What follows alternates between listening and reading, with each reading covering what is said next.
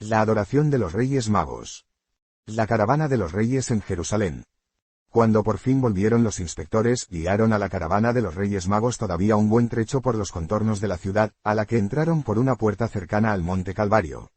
Los guiaron a ellos y a sus animales hasta un corral circular rodeado de establos y viviendas que tenía guardias en sus entradas, no lejos del mercado del pescado. Llevaron los animales a los establos, y ellos se metieron en unos cobertizos cerca de la fuente del centro del patio, donde abrevaron a los animales. Este corral redondo apoya por un lado en el monte, delante tiene árboles y está despejado por sus otros dos lados. Entonces llegaron más funcionarios de dos en dos y con antorchas para inspeccionar lo que llevaban en sus fardos, creo que eran aduaneros. Zeokeno en el palacio de Herodes. Fiesta. Herodes llama a los doctores. El palacio de Herodes está en alto, no lejos de este edificio, y vi que el camino estaba iluminado con antorchas y braseros en lo alto de postes. Herodes mandó que bajara un servidor para hacer venir secretamente al castillo a Zeokeno, el rey de más edad, eran más de las 10 de la noche. Un cortesano de Herodes lo recibió en una sala de la planta baja y le preguntó el motivo de su venida. Zeokeno le informó con toda ingenuidad, rogándole que preguntara a Herodes dónde estaba el rey de Judea recién nacido cuya estrella habían visto y seguido para venir a adorarle. Cuando el cortesano le informó de esto, Herodes se quedó muy turbado pero disimuló y mandó que dijeran a Zeokeno que mandaría investigarlo, que ahora fueran a descansar, y que por la mañana temprano ya hablaría con todos para decirles lo que hubiera averiguado. Cuando Zeokeno volvió con sus compañeros no pudo llevarles ningún consuelo especial. Tampoco encontraron sitio donde descansar, así que mandaron cargar algunas cosas que habían descargado. Esta noche no los vi dormir, sino que algunos anduvieron por la ciudad con guías, mirando al cielo como si buscaran su estrella. Jerusalén estaba tranquilo, pero en la guardia de palacio había muchas carreras e interrogatorios. A los reyes les crecía la sospecha de que Herodes lo sabía todo pero no quería decírselo. Cuando Zeokeno estuvo en el palacio, Herodes tenía una fiesta, las salas estaban iluminadas, había toda clase de hombres de mundo así como unas frescas muy arregladas. Las preguntas de Zeokeno por un rey recién nacido turbaron mucho a Herodes, quien enseguida mandó llamar a todos los sumos sacerdotes y doctores de la escritura. Poco antes de medianoche los vi llegar a verle con rollos de las escrituras, vestían trajes sacerdotales, la placa del pecho y el cinturón con letras. Vi por lo menos 20 alrededor de Herodes. Les preguntó dónde debía nacer Cristo y vi que le presentaron los rollos y, señalando con el dedo, contestaron. En Belén de Judá, pues el profeta Miqueas escribe, tú, Belén, del país de Judá, no eres la más pequeña entre los príncipes de Judá pues de ti saldrá el Señor que debe regir mi pueblo Israel. A continuación Herodes paseó con algunos de ellos por la azotea del palacio, esforzándose inútilmente en buscar la estrella que había dicho Zeokeno. Estaba especialmente inquieto, pero los sabios sacerdotes procuraron persuadirle por todos los medios que no había que tomar en serio las palabras de estos reyes, pues eran un pueblo aventurero que siempre estaba lleno de fantasías con sus estrellas. Si realmente hubiera algo, lo hubieran sabido antes Herodes y ellos en el templo y en la ciudad santa. Los reyes magos ante Herodes. De la constelación que vieron. Estado de ánimo de Herodes. Un asesinato. Levantamiento contra Herodes. Rumores acerca del nacimiento de Jesús. Caravana de los reyes hacia Belén. Descanso en el camino. Llegan a la casa de los impuestos. Campamento junto a la tumba de Maraa. Adoración del niño Jesús y ofrenda. Culto a las estrellas junto al terebinto. Domingo, 23 de diciembre. Hoy por la mañana muy temprano Herodes mandó traer discretamente a los reyes a su palacio. Los recibieron bajo un arco y los llevaron a una sala preparada para la bienvenida con ramas verdes, plantas en tiestos y algunos refrescos, donde estuvieron un rato hasta que llegó Herodes. Se inclinaron ante él y enseguida le preguntaron por el rey de los judíos recién nacido. Herodes escondió su inquietud lo mejor que pudo e incluso fingió gran alegría, venían con él algunos doctores. Interrogó a los reyes sobre lo que habían visto y Mensor le contó el último cuadro que habían visto en las estrellas antes de salir de viaje, una doncella con un niño delante, de cuyo costado derecho brotaba un ramo de luz sobre el cual aparecía una torre con varias puertas. La torre creció hasta convertirse en una gran ciudad y acto seguido apareció el niño sobre la ciudad como rey con corona, espada y cetro. Entonces, los reyes se habían visto a sí mismos y a los demás reyes del mundo entero inclinarse y adorar al niño, pues tenía un reino que sobrepasaba a todos los demás, y otras cosas parecidas. Herodes les dijo que, efectivamente, en Belén Efratá existía una predicción relativa a ello, que fueran allí enseguida con la mayor discreción y cuando hubieran encontrado y adorado al niño, volvieran a informarle para que también él fuera a adorarlo. Los reyes, que no habían probado nada de la comida que les habían puesto, se marcharon. Era muy temprano, pues las antorchas todavía ardían delante de palacio. Herodes estuvo con ellos en secreto a causa de las habladurías de la ciudad. Entretanto despuntó el día y los reyes se dispusieron a partir. Los compañeros de viaje que habían venido con ellos a Jerusalén ya se habían diseminado ayer por la ciudad. Estado de ánimo de Herodes en este momento. Un asesinato. Peleas en el templo. Rumores del nacimiento de Cristo. Causa de su proceder. Herodes estaba estos días lleno de cólera y desánimo. Por la época del nacimiento de Cristo había estado en su castillo junto a Jericó y había cometido un feo asesinato. Había metido gente de su partido en los puestos más altos del templo que le informaba de todo lo que pasaba allí y denunciaba a los que se oponían a sus designios. Uno de estos era un alto cargo del templo, un hombre muy bueno y justo. Herodes lo hizo invitar muy amistosamente a Jericó, pero mandó que en el desierto le asaltaran y asesinaran como si lo hubieran hecho los ladrones. Unos días después, Herodes fue al templo a celebrar la fiesta de la consagración del templo el 25 Casleu, y allí se metió en asuntos muy desagradables. Quería honrar a los judíos a su manera y darles una alegría, había mandado hacer una figura de cordero, o más bien de cabrito, pues tenía cuernos, y quería que para la fiesta la pusieran en la puerta que va del atrio de las mujeres al de los sacrificios. Lo había pensado bastante y quiso hacerlo totalmente por su cuenta. Los sacerdotes se opusieron y los amenazó con multas, entonces ellos aclararon que pagarían la multa, pero que a tenor de la ley, nunca aceptarían la imagen. Herodes, enfadado por ello, quiso que pusieran la imagen en secreto, pero cuando la llevaban, un alto cargo lleno de celo la agarró y la tiró al suelo.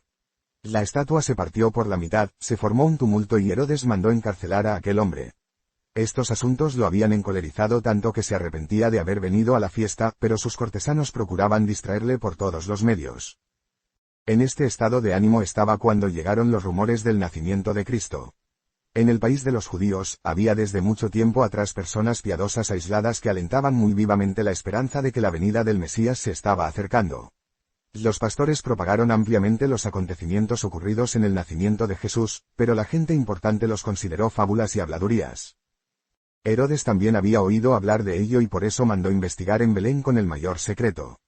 Sus espías estuvieron en la cueva del pesebre 3 días después del nacimiento de Cristo, pero como hablaron con el pobre San José, informaron cómo solían hacer los cortesanos, la cosa no vale la pena, allí solo había una familia pobre en una mísera cueva, y no valía la pena hablar de ello. Desde el principio fueron demasiado elegantes para hablar con San José y, más aún, tenían orden de no llamar la atención.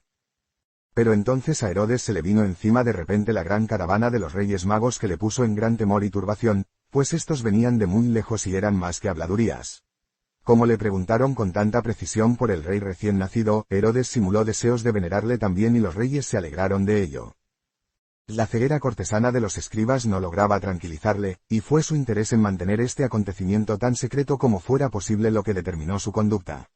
En ese momento no contradijo las manifestaciones de los reyes ni tampoco echó mano enseguida a Jesús para que este pueblo, siempre difícil, no encontrara que las expresiones de los reyes eran verdaderas y no las hicieran aparecer preñadas de consecuencias para el propio Herodes.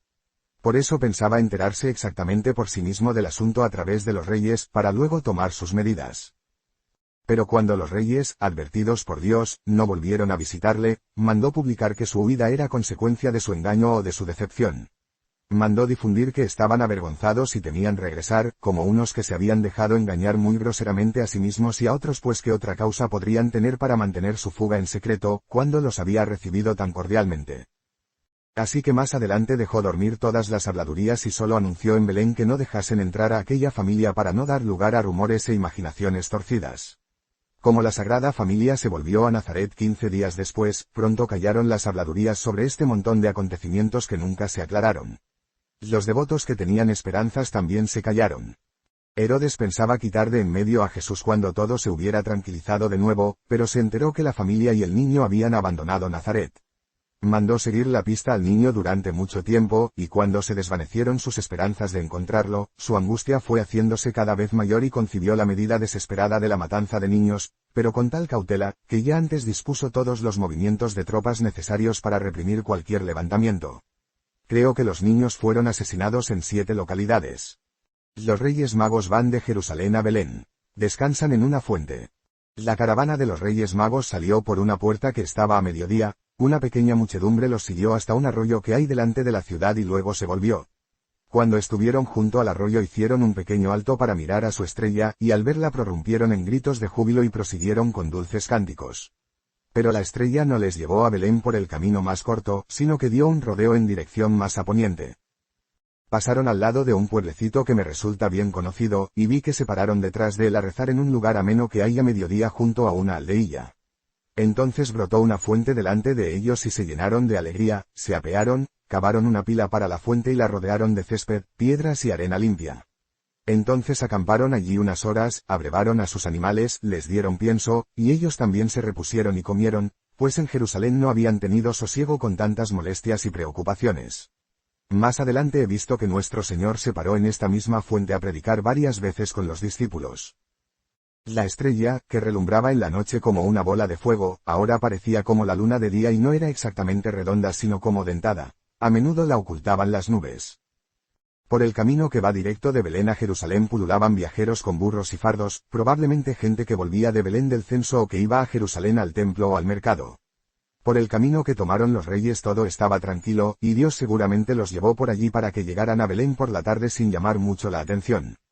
Sin embargo, vi que volvieron a detenerse cuando el sol ya estaba bastante bajo. Marchaban en el mismo orden en que habían venido. Mensor, el atezado, que era el más joven, iba delante y le seguían el castaño Seir, y Ceoqueno, el más blanco y anciano. Llegada de los Reyes Magos a la casa de los impuestos de Belén. Acampan junto a la tumba de María. La estrella les indica la cueva del pesebre. Adoración del niño y ofrenda. Culto nocturno a las estrellas junto al terebinto. Hoy, domingo 23 de diciembre al oscurecer vi llegar la caravana de los Reyes Magos al mismo edificio fuera de Belén donde se inscribieron José y María. Era la antigua casa solariega de David, de la que todavía existe algún muro. Esta casa había sido también del padre de José. Era una casa grande con otras más pequeñas alrededor, tenía delante un patio cerrado y delante de él una plaza plantada con árboles y una fuente. En esta plaza vi soldados romanos, ya que la tesorería estaba en este edificio. Cuando la caravana llegó allí, se formó a su alrededor una considerable aglomeración de curiosos. Había desaparecido la estrella y los reyes estaban un poco inquietos. Se les acercaron unos hombres que les preguntaron. Ellos se apearon y entonces salieron de la casa los jefes y se les acercaron con ramas a ofrecerles un pequeño refresco de frutillas, panecillos y bebida, la bienvenida habitual para los extranjeros de su rango. Mientras tanto vi que abrevaban sus animales en la fuente, bajo los árboles.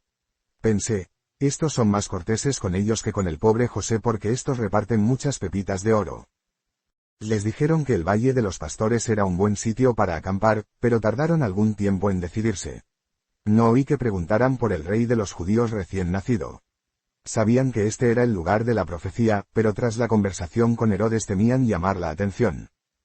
Pero cuando vieron brillar un resplandor en el cielo a un lado de Belén, como cuando sale la luna, subieron de nuevo en sus monturas y marcharon por la zanja que discurre entre muros caídos y que rodea Belén a mediodía hasta su parte oriental, y se acercaron al paraje de la cueva del pesebre por el lado del campo donde el ángel se apareció a los pastores.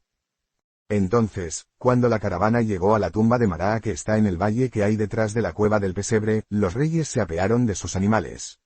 Su gente desempacó todo y plantaron una tienda de campaña grande que llevaban consigo y con la ayuda de algunos pastores que les indicaban los sitios tomaron disposiciones para levantar el campamento. Ya estaba parte del campamento instalado cuando la estrella se apareció a los reyes clara y brillante encima de la colina del pesebre, y la vieron dejar caer verticalmente sobre la loma un chorro de luz torrencial que parecía engrosar al acercarse y que creció hasta convertirse en una masa de luz que me pareció tan grande como una sábana de lino. Al principio la miraban muy asombrados. Ya estaba oscuro y no veían ninguna casa sino solo el contorno de la colina como si fuera una muralla, pero de repente les invadió una gran alegría, pues vieron en el resplandor la figura refulgente de un niño tal como la habían visto antes en la estrella. Entonces todos se descubrieron la cabeza y expresaron su veneración. Los reyes dieron unos pasos hasta la colina y encontraron la puerta de la cueva. Mensor abrió la puerta y vio la gruta llena de luz celestial, y al fondo la Virgen con el niño, sentada justo tal como ellos la habían visto en sus visiones. Mensor volvió inmediatamente a decírselo a sus compañeros de viaje mientras José salía de la gruta hacia ellos acompañado de un viejo pastor. Los reyes le dijeron sencillamente que venían a adorar y traer regalos al rey de los judíos recién nacido, cuya estrella habían visto. José les dio amistosamente la bienvenida y el viejo pastor los acompañó hasta la caravana y los estuvo ayudando a instalarse. Despejaron para ellos algunos cobertizos de pastores que había por allí. Los reyes se equiparon para las ceremonias solemnes que se avecinaban. Se pusieron encima unos grandes mantos blancos de cola larga con brillo amarillento como de seda natural, eran sumamente finos y ligeros y flotaban en torno a ellos, siempre los llevaban en las festividades religiosas. Los tres llevaban a la cintura cinturones de los que colgaban bolsas y cadenitas con cajitas doradas que eran como azucarillos con botones encima, por eso los mantos parecían tan anchos. A cada uno de los reyes le seguían los 4 acompañantes de su familia, además de unos servidores de Mensor que llevaban una plancha como una bandeja para exponer cosas, un tapiz con borlas y algunas bandas de tela ligera. Después siguieron a San José muy ordenadamente a ponerse bajo el porche de delante de la cueva, recubrieron la plancha con el tapiz de borlas y cada uno de los reyes puso encima algunas de las cajitas y recipientes dorados que se quitaron de la cintura, que eran los regalos que hacían en común. Mensor y todos los demás se quitaron las sandalias de los pies. José abrió la puerta de la cueva. 2 jóvenes del séquito de Mensor iban delante extendiendo delante de sus pies una banda de tela por el suelo de la cueva, después retrocedieron. Les seguían muy de cerca otros 2 con la bandeja de los regalos. Mensor la tomó al llegar delante de la Virgen, hincó una rodilla y la puso respetuosamente a sus pies encima de un bastidor. Entonces se volvieron los que la habían traído. Detrás de Mensor estaban en pie los 4 acompañantes de su familia, humildemente inclinados. Seir y Ceoqueno estaban más atrás con los suyos, en la entrada y el porche delante de la puerta. Cuando entraron, todos estaban como ebrios de piedad y emoción y como traspasados por la luz que llenaba aquel espacio, que no era sino la luz del mundo. María estaba más tendida que sentada, con un brazo apoyado en una alfombra, a la izquierda del niño Jesús que estaba acostado en una artesa recubierta con un tapiz, puesta sobre un bastidor en el lugar del nacimiento enfrente de la entrada.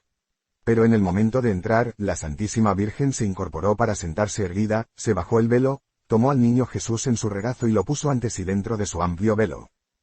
Cuando Mensor se arrodilló y depositó los regalos con conmovedoras palabras de homenaje, inclinó humildemente su cabeza descubierta y cruzó sus manos sobre su pecho. María desnudó la parte superior del cuerpo del niño, que estaba envuelto en pañales rojos y blancos y al que se le veía brillar tiernamente detrás de su velo, le sujetaba la cabecita con una mano y lo abrazaba con la otra. El niño tenía sus manitas cruzadas sobre el pecho como si rezara. Relucía amablemente y a veces también hacía de modo encantador como si agarrara algo en torno a sí. Oh, qué espiritualmente rezaban estos queridos hombres del país de la mañana. Cuando los veía, me decía a mí misma. Oh, cómo son, qué corazones tan claros y serenos, tan llenos de inocencia y bondad. Son como corazones de niños piadosos. En ellos no hay nada apasionado y sin embargo están llenos de fuego y amor. Estoy muerta, soy un espíritu, de lo contrario no podría verlo, pues esto no es ahora y sin embargo es ahora. Pero esto no pasa en el tiempo, en Dios no hay tiempo, en Dios todo es presente. Estoy muerta, soy un espíritu. Cuando pensaba estas cosas raras, oí que me decían: ¿de qué te preocupas? Mira y alaba al Señor, que es eterno y todo está en Él. Y entonces vi que Mensor sacó de una bolsa que colgaba de su ceñidor, un puñado de bastoncitos relumbrantes, gruesos y pesados, como de un dedo de largo, con punta por arriba y granitos dorados en el medio, y lo puso humildemente como su regalo junto al niño Jesús en el regazo de la Santísima Virgen. María aceptó el oro, lo agradeció amablemente y lo cubrió con una esquina de su manto. Mensor dio estos crecidos tallitos de oro, porque estaba lleno de amor y fidelidad y buscaba la sagrada verdad con devoción esforzada e inquebrantable. Cuando Mensor se retiró con sus 4 acompañantes, Sair el Castaño se acercó con los suyos. Hincó ambas rodillas con gran humildad y ofreció su regalo con emocionadas palabras mientras ponía en la plancha que estaba delante de Jesús una naveta incensario llena de granos de resina verdosos. Daba incienso porque seguía amorosamente la voluntad de Dios y se acomodaba reverentemente a ella. Estuvo arrodillado mucho tiempo con gran recogimiento antes de retirarse. Después se acercó Ceoqueno, que era el más blanco y el más anciano. Era muy viejo y pesado y no intentó arrodillarse, pero estuvo de pie profundamente inclinado y depositó sobre la plancha un vaso de oro con fina hierba verde, un arbolito vertical delgadito y verde, que parecía crecer todavía sobre la raíz, con ramitas rizadas en las que había finas florecitas blancas. Era mirra. Ceoqueno ofrendó mirra, que significa autosacrificio y vencimiento de las pasiones, pues este buen hombre había combatido extraordinarias tentaciones de idolatría, poligamia y violencia. Él y sus acompañantes permanecieron mucho tiempo ante Jesús, muy emocionados, tanto que me daba pena que los otros servidores tuvieran que esperar tanto delante del pesebre para ver al niño. Las palabras de los reyes y de todo su séquito eran extraordinariamente emotivas e infantiles, Mientras se dejaban caer y presentaban los regalos decían poco más o menos: hemos visto su estrella y que este niño es el rey de todos los reyes, y venimos a adorarle y rendirle tributo con regalos. Estaban como completamente arrobados y con una oración infantil y ebria de amor encomendaron al niño Jesús los suyos, su país y su gente, su hacienda y sus bienes y todo lo que para ellos tenía valor en la tierra. Que el rey recién nacido quisiera aceptar sus corazones, sus almas y todos sus pensamientos y obras. Que los iluminara y les enviara todas las virtudes, y a la tierra, felicidad, paz y amor. Al decirlo resplandecían de humildad y de amor y les rodaban lágrimas de alegría por la barba y las mejillas. Eran completamente felices, creían estar dentro de la estrella que desde milenios habían mirado sus antepasados suspirando con tan fiel anhelo. Tenían toda la alegría de la promesa cumplida después de muchos siglos. La Madre de Dios lo aceptó todo con mucha humildad, dando las gracias. Al principio no dijo nada, pero un sencillo movimiento bajo su velo expresó su alegría devota y emocionada. En su manto brillaba el cuerpecito desnudo de su niño, que ella había envuelto con su velo. Al final, la Santísima Virgen dijo algunas palabras humildes y amistosas de agradecimiento a cada uno mientras retiraba un poco su velo. Otra vez he aprendido algo, me dije. Cómo acepta y agradece cada presente, tan amable y dulcemente. Ella que nada necesita pues tiene a Jesús, acepta con humildad cada regalo de amor. Pues aquí puedo aprender bien cómo se tienen que recibir los dones del amor. En el futuro yo también aceptaré todo regalo amable con agradecimiento y total humildad. ¡Ay, qué buenos son María y José! Casi no retienen nada para sí y todo lo reparten otra vez a los pobres. Cuando los reyes abandonaron la cueva con sus acompañantes y fueron a su tienda, entraron por fin los servidores que habían plantado la tienda y descargado a los animales y ordenado todo, que habían estado esperando pacientemente y con mucha humildad delante de la puerta. Serían más de 30, y con ellos estaba también una turba de mozos que solo estaban vestidos con taparrabos y envueltos en mantos pequeños. Los servidores entraron de 5 en 5, guiados por uno de los jefes a los que pertenecían. Se arrodillaban alrededor del niño y le adoraban en silencio. Al final entraron también todos los chicos juntos, se arrodillaron alrededor y rezaron a Jesús con alegría e inocencia infantiles. Los servidores no estuvieron mucho tiempo en la cueva del pesebre, pues los reyes volvieron a entrar con toda solemnidad. Se habían cambiado de manto y venían envueltos en otros mantos ligeros y flotantes que flotaban ampliamente en torno a ellos. Llevaban incensarios en sus manos con los que incensaron con gran respeto al niño, a la Virgen Santísima, San José, y a toda la cueva del pesebre. Luego se retiraron inclinándose profundamente, era el rito de adoración de aquel pueblo. Con todas estas cosas, María y José sentían una alegría tan dulce como nunca les había visto y muchas veces corrían por sus mejillas lágrimas de alegría. El reconocimiento y la veneración solemne del niño Jesús, al que habían tenido que albergar tan pobremente, y cuya altísima dignidad reposaba callada en la humildad de sus corazones, los reconfortaba infinitamente. A pesar de todas las cegueras humanas, vieron que, por la previsión de Dios Todopoderoso, el niño de la promesa recibía la debida adoración de los poderosos y la sacra majestuosidad que ellos no podían darle, pero que estaba preparada desde hacía siglos y ahora llegaba desde muy lejos. ¡Ay! Adoraban a Jesús con los reyes, y sus honras los hacían dichosos. El campamento estaba instalado en el valle que va desde detrás de la cueva del pesebre hasta la tumba de Maraa. Los animales estaban entre cuerdas, en filas junto a unos postes. Junto a la tienda grande que estaba cerca de la colina de la cueva, había también un espacio cubierto con esteras donde guardaron parte del equipaje, pero la mayor parte la llevaron a la tumba de Maraa, que estaba allí mismo debajo. Cuando salieron el pesebre habían salido las estrellas. Se pusieron en corro junto al terebinto que está sobre la tumba de Maraa y allí tuvieron su culto a las estrellas con cánticos solemnes. Es indecible lo conmovedores que sonaban sus cantos en el valle silencioso. Sus antepasados habían mirado, rezado y cantado a las estrellas tantos siglos, y hoy se habían cumplido todos sus anhelos.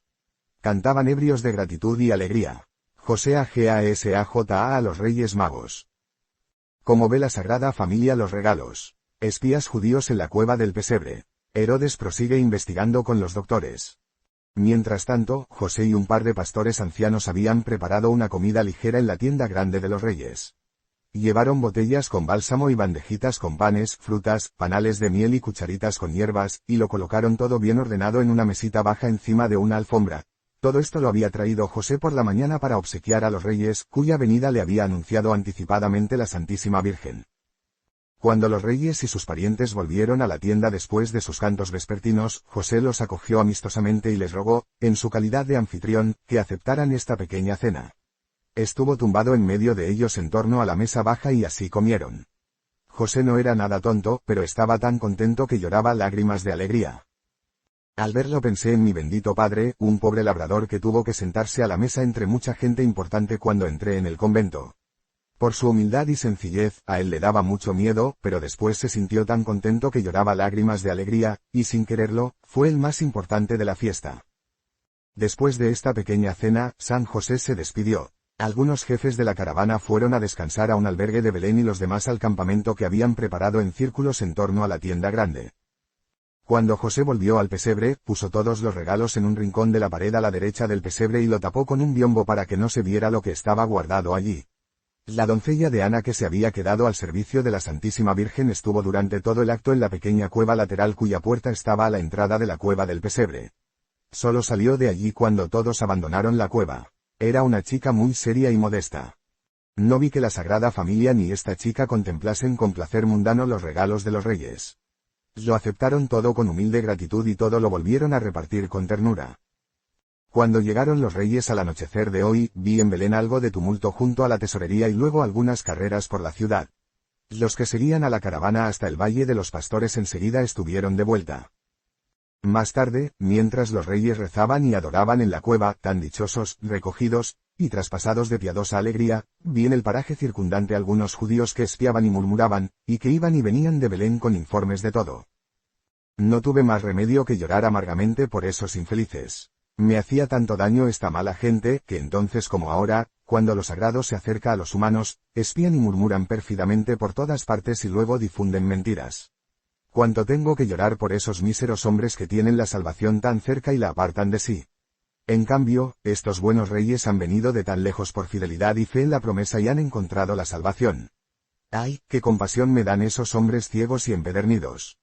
En Jerusalén he visto todo el día de hoy a Herodes y varios doctores de la Escritura que leían en rollos y hablaban sobre lo que dijeron los reyes. Después, todo se quedó tranquilo como si se quisiera desechar todo el asunto. Los reyes parten de viaje. Los reyes visitan una vez más a la Sagrada Familia. Su generosidad con los pastores. Cantos vespertinos junto a la tumba de María. Herodes les tiende un lazo. Un ángel les advierte. Se despiden y se van. Lunes 24 de diciembre. He visto que hoy muy temprano los reyes y algunos de su séquito visitaron uno tras otro a la Sagrada Familia. Todo el día los vi ocupados en su campamento con sus animales y con toda clase de repartos. Estaban llenos de dicha y alegría y repartían muchos dones, que es lo que siempre pasaba entonces con ocasión de acontecimientos alegres. Los pastores, que habían prestado todos los servicios al séquito de los reyes, recibieron muchísimos regalos.